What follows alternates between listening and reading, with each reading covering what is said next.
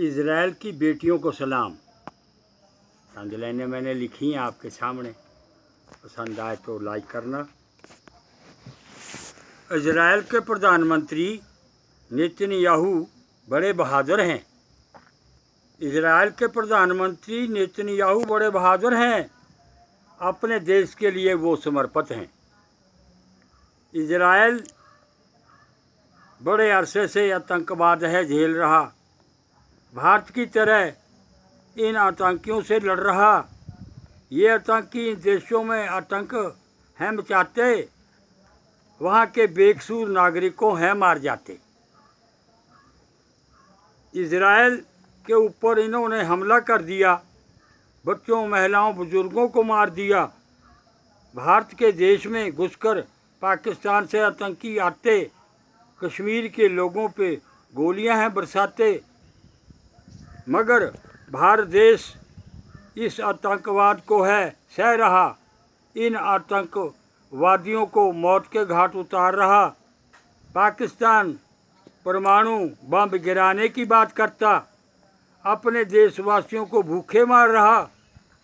पाकिस्तान में इतनी महंगाई हो गई है, नवाज शरीफ जैसे भ्रष्टाचारी आ गए हैं।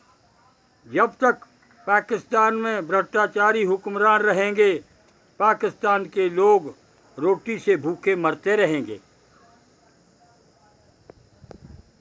अगर हिंदुस्तान चाहे तो पाकिस्तान को मिटा दे, 20 लाख फौजियों से इसका वजूद मिटा दे। इज़राइल इन देशों से है लड़ रहा, अपने देश को सुरक्षित है कर रहा। हमास, सीरिया, ईरान, इराक, तुर्की, जॉर्डन, लेबनान, चीन इकट्ठे हो गए हैं। इज़राइल को ये देश मिलकर मिटाना चाहते हैं। ये देश इज़राइल के नागरिकों को मार रहे हैं। इज़राइल देश को ये मिटाना चाहते हैं। इज़राइल के साथ America, Britain, France, Italy, Germany, Bharat खड़े हैं। आतंकवाद को मिटाने के लिए हमास, गाजा आतंकी अड्डों पे हमले कर रहे हैं। इज़राइल की फ़ौज में 3 भारतीय लड़कियां थी। इज़राइल की फ़ौज में 3 भारतीय लड़कियां थी जो बड़ी साहसी बहादुर थी। आतंकियों से लड़ते तीनों वीर गति को प्राप्त हुई। ये 300 आतंकियों को मौत के घाट उतार गई।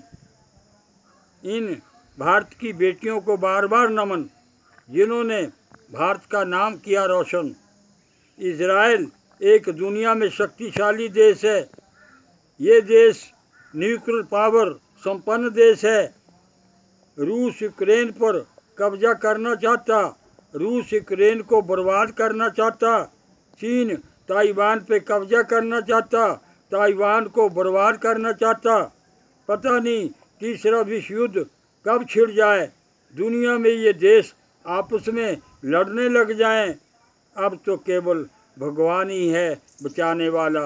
कौन मरेगा, कौन बचेगा, वो ही है रखवाला।